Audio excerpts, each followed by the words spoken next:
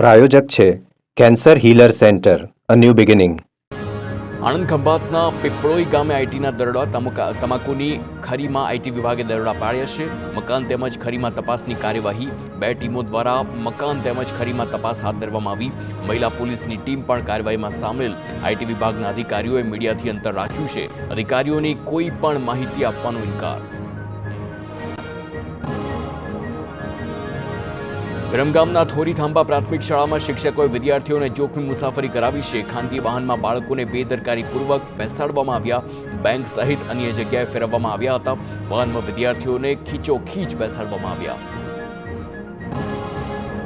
સુરતના ઉદ્યોગપતિનું મહાકુંભ મુદ્દે વિવાદિત નિવેદન. કહ્યું, મહાકુંભમાં જઈ રહેલા કરોડો લોકો નહાવા જાય છે, પરંતુ તે ખાલી પૈસાનો વેડફાટ છે. વસંત ગજરા અમરેલીના વતની છે અને સુરતના જાણીતા ઉદ્યોગપતિ છે. સોશિયલ મીડિયામાં વિડીયો શેર કરી નિવેદન આપ્યું.